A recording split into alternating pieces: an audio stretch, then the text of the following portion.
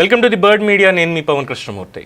ఢిల్లీ వాయు కాలుష్యానికి సంబంధించి మొన్ననే వచ్చినటువంటి ఇండెక్స్ పాయింట్స్ ఇవన్నీ కూడా మనం చూసాం. ఎయిర్ పొల్యూషన్ ఇండెక్స్ ఎలా ఉంది ఏంటి అనేది pollution control board of India వాళ్ళు రిలీజ్ చేసినటువంటి దాంట్లో. అయితే ఇది ప్రతిసారి కూడా దీపావళి పండుగ వస్తోంది అంటేనే ఫస్ట్ చూపు అందరిది ఉండేది శివకాశిలో ఏం తయారవుతాయి, అక్కడి నుంచి దేశవ్యాప్తంగా ఎలా వస్తాయి క్రాకర్లు, ధరలు ఎక్కువ ఉంటాయా తక్కువ ఉంటాయా, వీటి మీద కాదు. అసలు ఢిల్లీ హైకోర్టు ఏముంటుంది, సుప్రీంకోర్టు ఏం తీర్పిస్తుంది, దేశవ్యాప్తంగా కూడా ఇంప్లిమెంట్ అయ్యేలాగా క్రాకర్లు ఎక్కువ కాల్చొద్దు, లేదంటే టైం లిమిటేషన్ పెట్టండి, సాయంత్రం 6 నుంచో లేదంటే 7 నుంచో మొదలుపెట్టి 9 లోపలనే క్లియర్ చేసేయాలి, పండగ ఎక్కువగా చేయడానికి వీల్లేదు, పెద్ద పెద్ద శబ్దాలు ఉండకూడదు, ఎక్కువ పొగ రాకూడదు, ఇలాంటి ఇంపోజిషన్స్ చేస్తారేమో, సరదాగా ఆనందంగా జరుపుకునే పండగ కూడా ఎక్కడైనా ఇబ్బంది అవుతుందేమో అనేది ఒక పాయింట్. అయితే ప్రతిసారి చెప్పుకునేది భారతదేశపు రాజధాని ఢిల్లీ నగరం కాలుష్యపు కోరల్లో చిక్కిపోయింది, పూర్తి స్థాయిలో చిక్కిపోయింది. ప్రజల ఆరోగ్య ప్రమాణాలు అనేవి చాలా వరకు దిగజారిపోయాయని ఎంతమంది ముఖ్యమంత్రులు వచ్చినా, ఎంతమంది ప్రధానమంత్రులు వచ్చినా, ఏ ప్రభుత్వాలు వచ్చినా కానీ ఢిల్లీ కాలుష్యాన్ని తగ్గించలేకపోతున్నారు. యమునా కారిడార్ అన్నారు, యమునా నది ప్రక్షాళన అన్నారు, ఇవన్నీ చెప్పారు కానీ ఎక్కడా జరగడం లేదు అన్నటువంటి ఆరోపణలే వినిపిస్తున్న నేపథ్యంలో ఢిల్లీ ప్రజలకు శుభవార్త చెప్పింది ఢిల్లీ ప్రభుత్వం. ప్రస్తుతానికి ఏంటి అంటే ఢిల్లీ సీఎం స్టేట్మెంట్ ఇచ్చారు. క్లౌడ్ సీడింగ్ పద్ధతి ద్వారా కృత్రిమ వర్షాన్ని కురిపించడానికి, క్లౌడ్ సీడింగ్ పద్ధతి ద్వారా కృత్రిమ వర్షం కురిపించేందుకు ఏర్పాట్లు చేసి దాంట్లో ఆల్రెడీ ఒక చోట ట్రయల్ వేశారు. ట్రయల్ సక్సెస్ అయిందని కూడా చెప్పారు. ఈ 28, 29, 30 తేదీల్లో కృత్రిమంగా ఢిల్లీలో వర్షాలు కురిపిస్తున్నాము ఈ పొల్యూషన్ని తగ్గించడానికి. అది తప్ప మార్గం లేదు.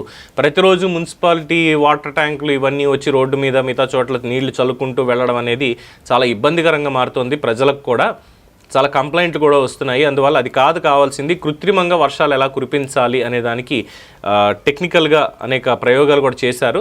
అవి సక్సెస్ అవడంతో ఇప్పుడు ఇంప్లిమెంటేషన్కి వెళ్తున్నారు అని చెప్పి. సో క్లౌడ్ సీడింగ్ ద్వారా కృత్రిమ వర్షం కురిపించేందుకు 28, 29, 30 తేదీల్లో సన్నాహకాలు చేశారు. ఆకాశంలో మేఘాలు ఏర్పడే అవకాశం ఉందని వాతావరణ శాఖ కూడా సూచించింది. ఇది కనుక విజయవంతం అయితే కాలుష్య నివారణకి ఒక శాస్త్రీయమైనటువంటి పద్ధతిని ఏర్పాటు చేసిన వాళ్ళు అవుతారని సీఎం రేఖా గుప్తా తన ఎక్స్ ఖాతా ద్వారా ఢిల్లీ ప్రజలకి తెలియజేశారు. రాజధానిలో స్వచ్ఛమైన గాలిని, సమతుల్య వాతావరణాన్ని అందించడమే తమ ప్రభుత్వ లక్ష్యం అంటూ కూడా ఆవిడ స్పష్టం చేశారు. అలాగే ఇప్పటికే చేపట్టిన కాలుష్య నివారణ చర్యలు సత్ఫలితాలు ఇస్తున్నాయి అని ఎంఎస్ సిర్సా కూడా తెలిపారు మంత్రి గారు. 353గా ఉన్నటువంటి ఎయిర్ క్వాలిటీ ఇండెక్స్ సూచి ఒక్క రోజులోనే 50 పాయింట్లు తగ్గి 305కి మెరుగుపడింది. ఇంకా దీన్ని ఇంప్లిమెంట్ చేసుకుంటూ వెళ్తే క్షేత్రస్థాయిలో వేగవంతమైనటువంటి సహాయ చర్యలు తీసుకుంటే ఇంకా తగ్గేటువంటి అవకాశం ఉంది. ఇలా మేము చేస్తున్నాం కాబట్టి ఇది సాధ్యపడింది అని చెప్పి వాళ్ళు ప్రకటించారు. సో పగలు రాత్రి లేకుండా సుమారు 2000 బృందాలు కాలుష్య నియంత్రణ మీదే పనులు నిమగ్నమై చేస్తూ ఉన్నాయని, నిర్మాణ ప్రాంతాల్లో దుమ్ము, చెత్తని కాల్చడం వంటివి నివారించేందుకు 100ల సంఖ్యలో బృందాలు ప్రయత్నిస్తున్నాయని, గ్రీన్ వార్ రూమ్ ద్వారా అన్ని ఏజెన్సీలని సమన్వయపరుస్తూ కాలుష్యం ఎక్కువగా ఉన్న ప్రాంతాల మీద దృష్టి సారించామని చెప్పి మంత్రి అధికారులు కూడా తెలియజేశారు. అలాగే భవిష్యత్ అవసరాల కోసం 70 మెకానైజ్డ్ స్వీపర్లు, 70 యాంటీ స్మాగ్ గన్లు, అలాగే నీటి స్ప్రింక్లర్లు వీటిని కూడా సమకూర్చుకున్నట్లుగా మంత్రి గారు చెప్పారు. దీనికి ఐఐటి కాన్పూర్ అలాగే భారత వాతావరణ శాఖ ఐఎండీ వాళ్ళ సహకారంతో ఈ క్లౌడ్ సీడింగ్ కూడా చేస్తున్నామని చెప్పి ప్రకటించారు. ఎవరు చేసినా ఏం చేసినా కానీ ఈ కాలుష్యాన్ని తగ్గించేటువంటి క్రమంలో ప్రజల్ని కూడా భాగస్వామ్యం చేయాలి. స్వచ్ఛ భారత్ అనేటువంటిది ట్యాగ్ పెట్టుకోగానే సరిపోదు, స్వచ్ఛంగా పనులు కూడా చేయాలి, ప్రజల్ని కూడా పూర్తి స్థాయిలో భాగస్వామ్యాన్ని చేయాలి అనేది చాలామంది కోరుతున్నటువంటిది.